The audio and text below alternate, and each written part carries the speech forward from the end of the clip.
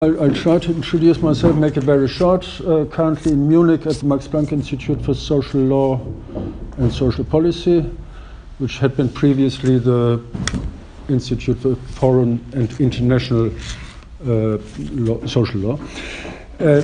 I thought the end of the recent presentation was actually coming to the point which is really interesting, that we face these tensions and we always say, well, there is populism, and as soon as we ask what it is, we are there and we are stuck and we know who the populists are, but we don't really know how to deal with it. Volonté générale or these things, where we are in some way in favor of it. Ask, go to the people, work with the people, don't leave it from top down. So what is, I'll try to look a little bit at the framework, looking at a capitalist society which is a dynamic thing.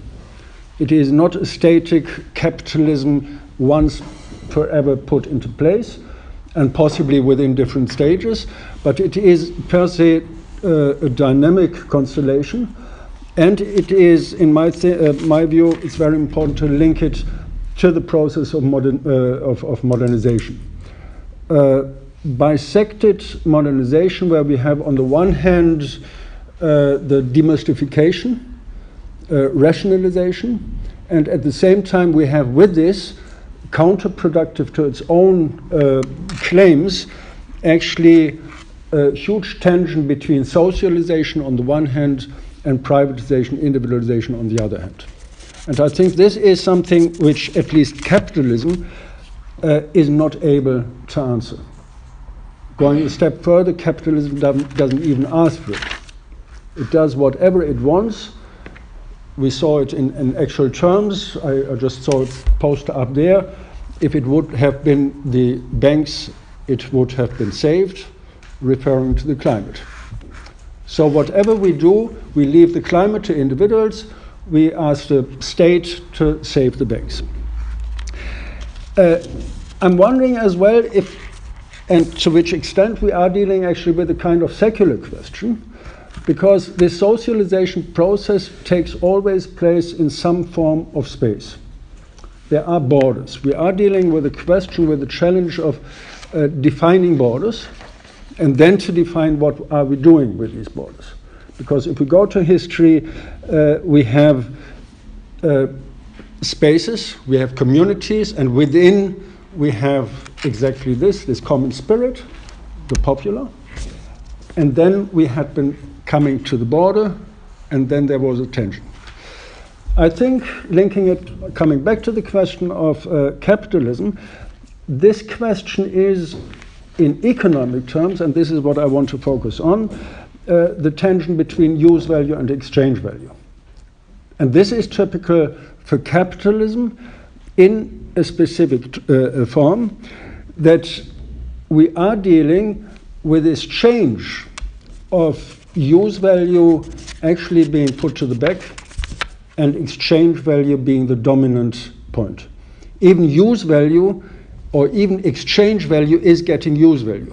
Financial system, financialization. The use value of what you have is to be able to exchange further. It's a stupid thing, but we have to ask what is actually value. I refer here to the School of Theory of Regulation. Extended it over the last couple of years, or tried to do it, to say we have the accumulation regime. This is the core of what Ageta proposed, which is a constellation of, in short, making profit or making money and spending it. In economic terms, it's of course a little bit more complicated, but it is about how do we make money and how is it distributed, then how do we spend it, and who is actually spending how. So investment, consumption, and all this. That's going to the accumulation regime. And at the same time, we have the mode of regulation that actually puts the rule into place, makes it law, who is allowed to do what. If I would do what Mr. Trump does, I would probably end up in prison. but he is allowed to do it. And if he's not allowed, at least Berlusconi, he changed the law. It was a perfect system. Very effective. Very effective. And it is as well legitimate in terms of within the system, and it is legitimate as well in something else which I added actually. It's the living regime.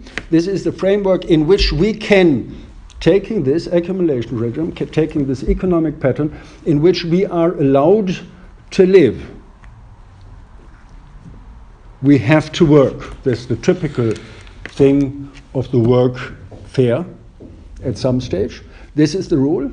And then we have, of course, the mode of what I call mode of life, where we can then make whatever the rules allow and shape our individual way of dealing with it. I think this is very important to make this distinction, that we have the different levels of the economic system and of the personal economy as well. We are within this framework, within the specific framework, free. Our choice. Now we have to look back, coming back to Marx.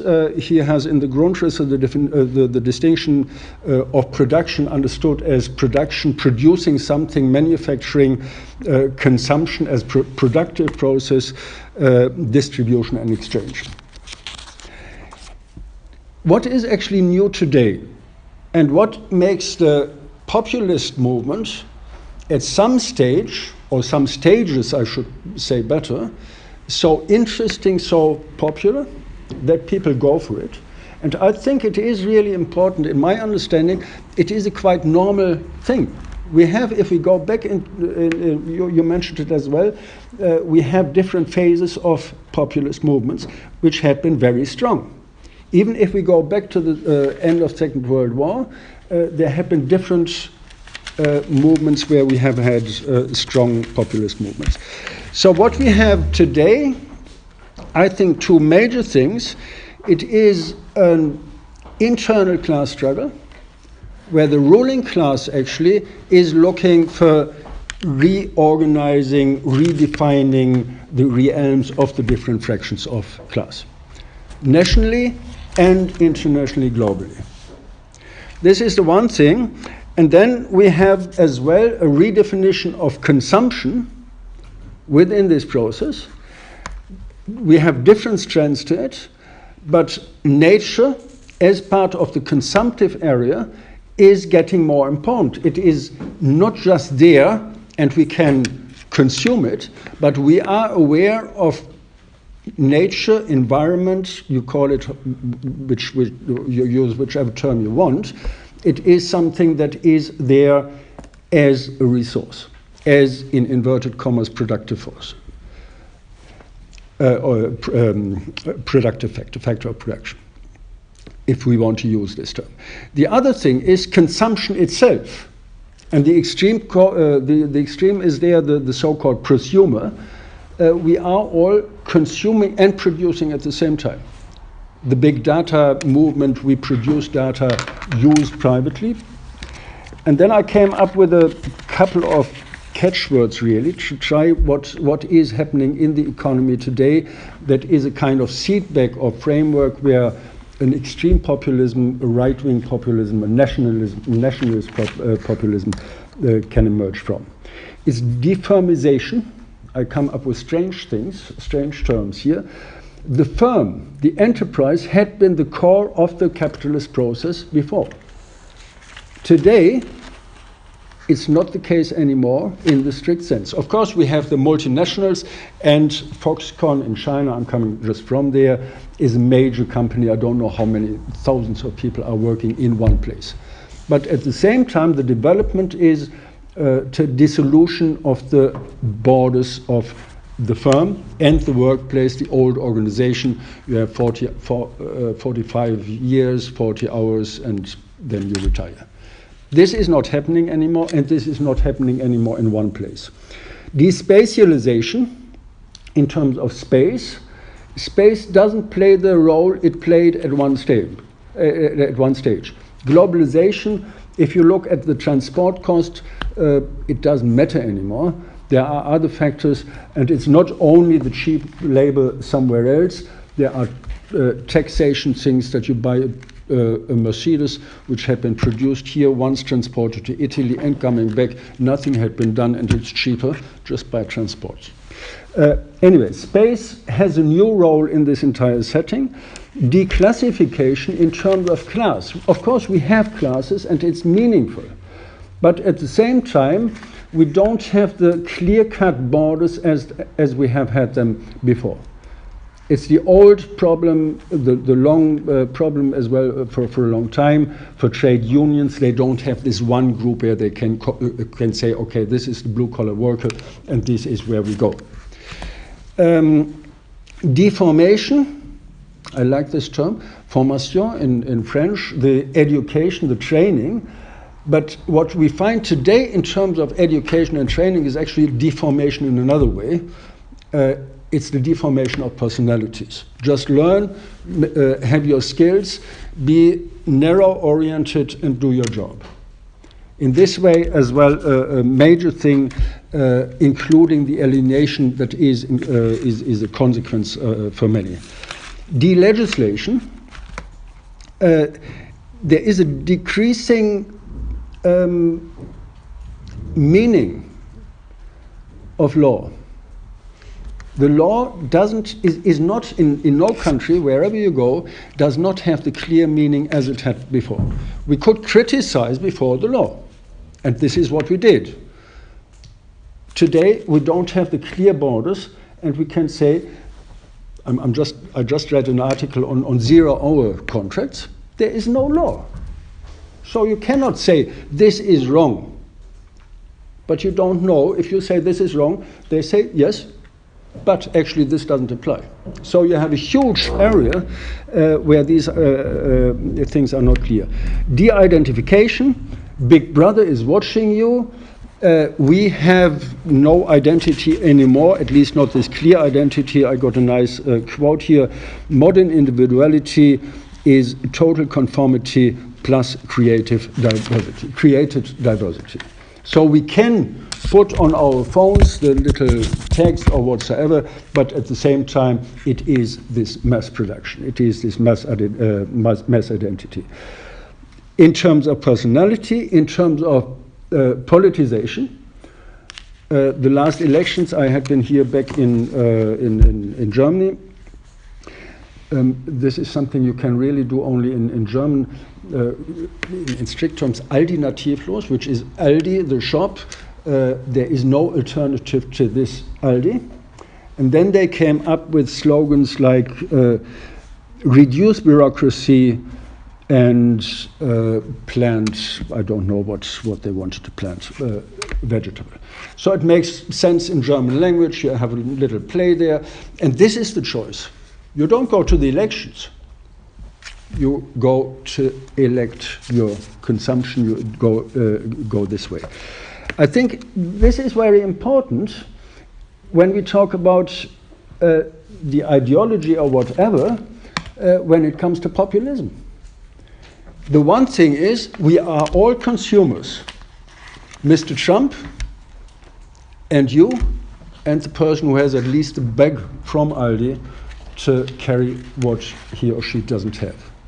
We are all the same. In this way, a kind of equalization, and at the same time, the danger of if I cannot join this mode of consumption, if I cannot even be part of this low level, low standard consumption, low price, then I have another reason to say, okay, there's something wrong, I have to look for an alternative.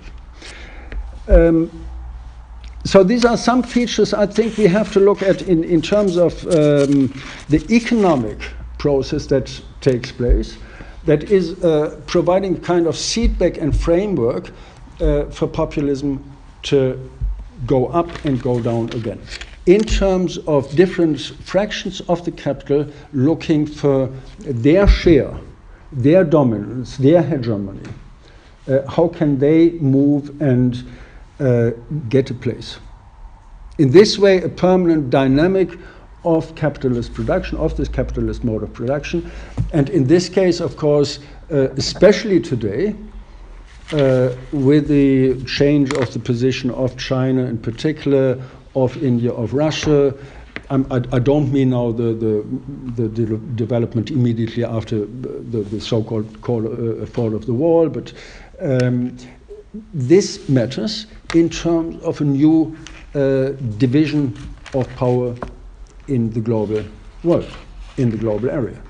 Where is the source? The fear China is coming, China is booming, and they are changing. This is a funny thing in a way. First we said, you have the cheap labor, this is not good. And now they changed their strategy and they say, we say, this is not good, this is a threat for us.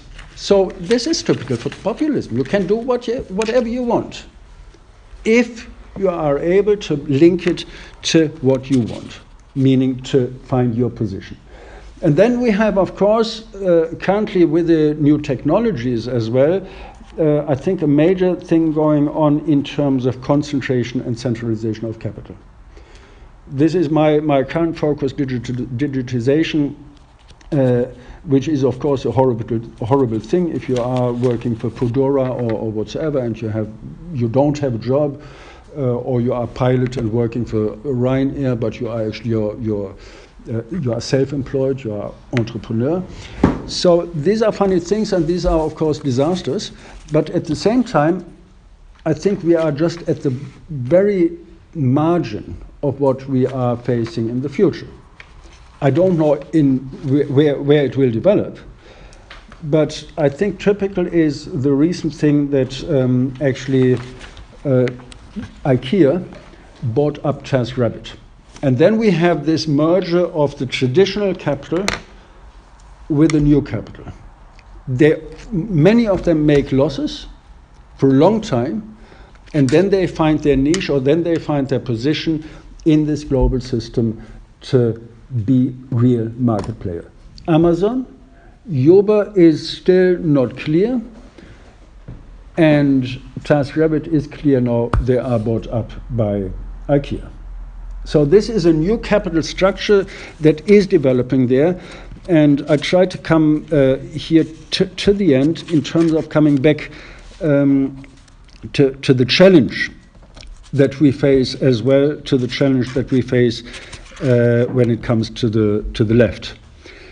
Public goods, I think this is a major thing that we have to rethink public goods as well in terms of public production. What happens now is, coming back to the beginning, we have a huge push of socialization. We are producing socially, we are sharing. Go through the city, I walked here, it's all about sharing. It's all about social production, movements towards social. At the same time, we have Uber, we have Airbnb, we have, I don't know, there are many names. They appropriate what it is. And I think we have a new stage there. It's not just, yes, we have had it all the time. There is a new stage, I think, that is as well offering some opportunities. So discussing from the left more seriously about public goods and public production, in terms as well of how do we produce, and that we have then to think about, I called it here, a commons of the world, because we are in a global setting, and we cannot, I think, go back to small islands of little commons. This may play a role in an overall concept, but I think we have to be serious about developing this in ways of a global commons. It's very easy, very simple to do it with nature. We all have only this one air to breathe, but it is more difficult when it comes to other things that are actually produced. So I think this is giving a framework where we can locate ups and downs, opportunities for populists, right-wing populists, and as well where we can say these are strategies where we have to work further and where we have possibly as well You were already in trouble. I think I would agree with this question, at least, do we need populism as a concept? How useful is it? There was at the very early stage when we discussed the question right wing, left wing. If you say there's right wing, there is left wing. That's somewhat implicit, otherwise you don't have to add the right. Why should you? For me, coming back to this question, it is really, and this answers in part your question as well, this cultural element, the emotional element, that we have an interplay between a change, a more or less fundamental change within capitalism in terms of the class fractions that claims power.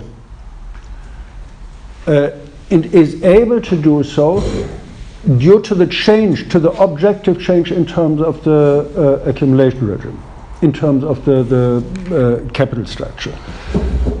This happens again and again. So it's not this once off or every 100 years thing, but there are always these struggles, and then there is this populism, and there it makes sense to say the ruling class, split as it is in different fractions, can't do it on its own. So it needs some support, and where to get support? From the people. And this is something where I think, yeah, there is a positive populism as well, that you say, but this would be my hesitation then. It's not we use the people to support our strategy, but we work together with the people, or we have this bottom-up process of making sense of what is happening. And I think this makes sense then for me as well to think about this question of empty signifiers. They are empty in some way. At the same time, you mentioned they came up frequently during history. They make sense due to the concrete historical situation. Bread was not always and everywhere as relevant as it was when it came up as a slogan. So in this way, it links up, and then we have this possibility to have to fill these empty signifiers actually with the discussion and with the struggles. I think this is something we should never forget, with the struggles between different classes, between different fractions of classes, to fill them in concrete terms. Social justice, everybody signs, but what it is, we have to find, we have to fight for, and we have to define in terms of the future.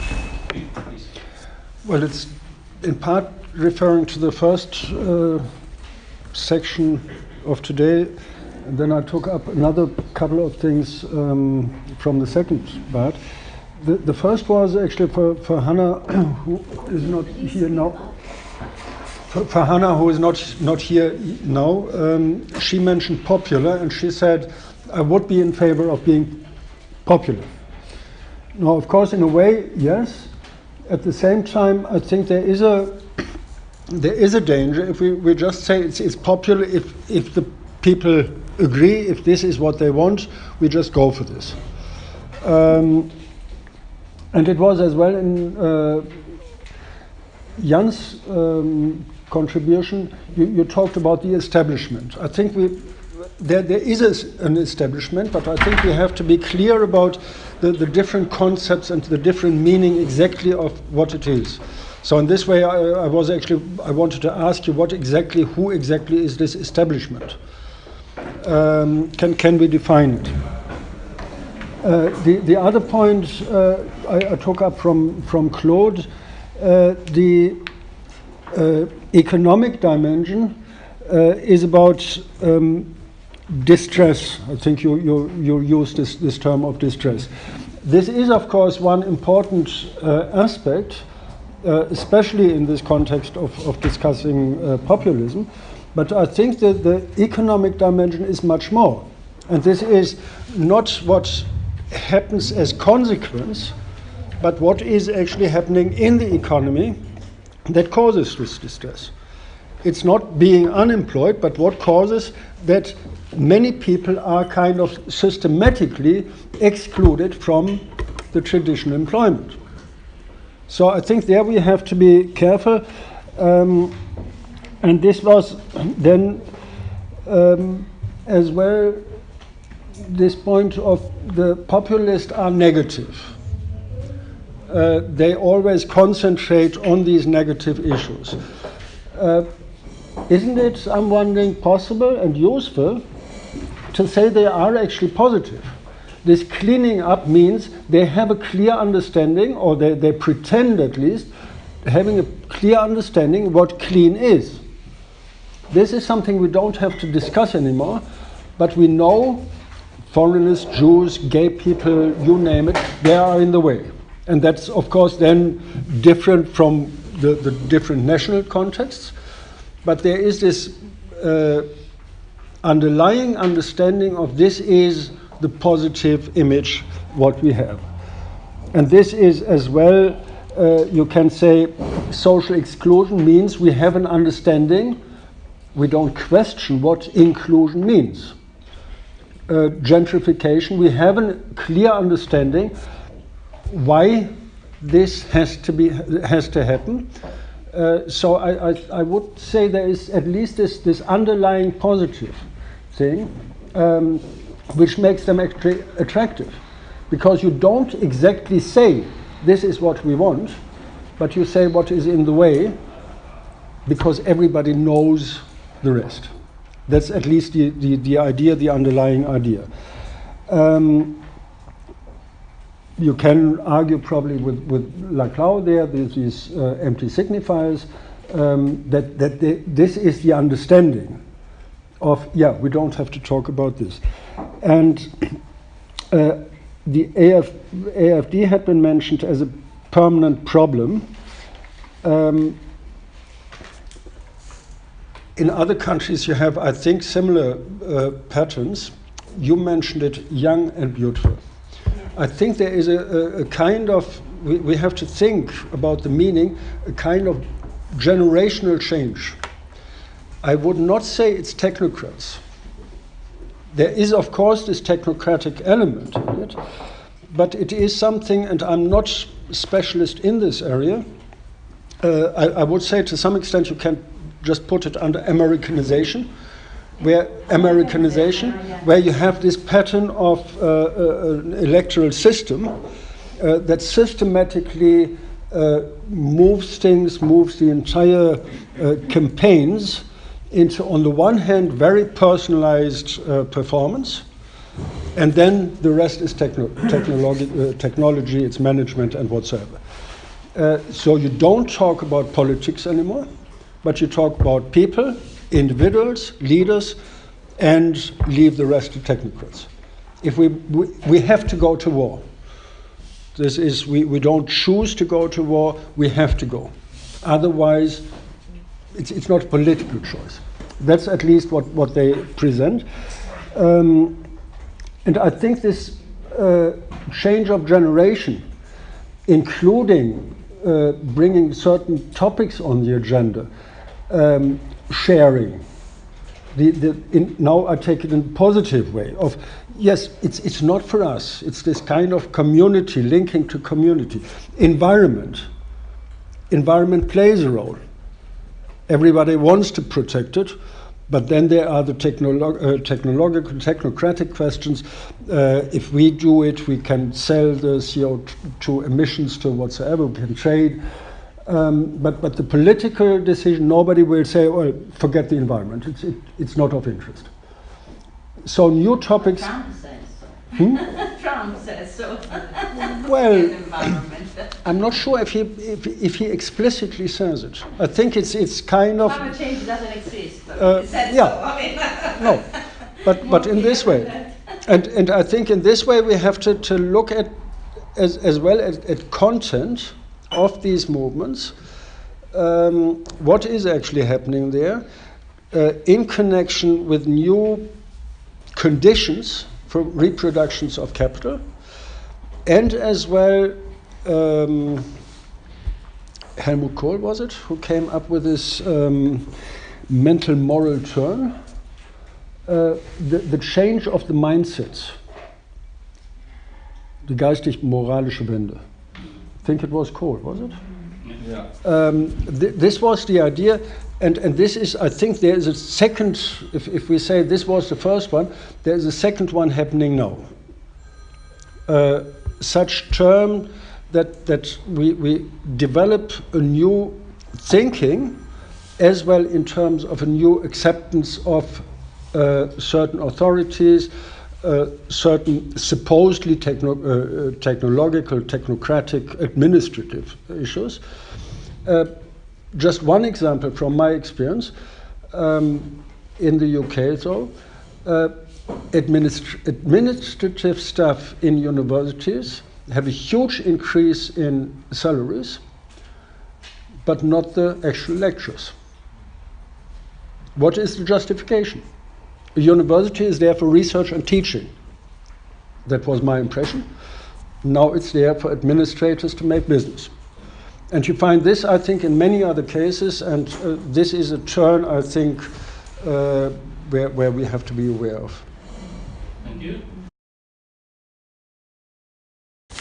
Well, what you just mentioned is this strict rejection. It doesn't matter what, but rejection. I'm against. Was a little bit the background of my question, who is the establishment? Mm-hmm. That we have to be clearer. I think that there are different parts of the establishment. What you said made it much clearer for me who it is, bringing me back as well to what I said, this moral turn. Mental moral turn, whatever called, the question of establishing a new establishment, a new cultural establishment. And then I'm not sure actually this reaction, we come from reaction to acting. The one thing is analyzing what is going on, but the other thing is as well, where do we want to go? A clearer understanding, which is the most difficult thing to do, but we have some ideas. And these are not simply overcoming this system, but we have to go a step further and say, this is the alternative. Coming to concrete issues like the EU, I have a problem with it. I worked in this context for many years, which is now a long time ago. It was the old EU, so to say. That we still, even looking for alternatives, work very much with the old categories. We relate it to the nation state. What is the role, what is the scope for the nation state? I'm wondering, is this really the question? Is it just a balancing, rebalancing of the nations, the old nation states, and now having the EU as something we don't know? Or should we try to think in different terms? You mentioned then the role of local communities, to start there. And I think there is, from my experience in Italy, there is this, not only in Italy, but there is this reoccupying space. And I think this is something where we should think more about. It's not the city, it's not the town, it's not whatsoever, but it is about occupying space.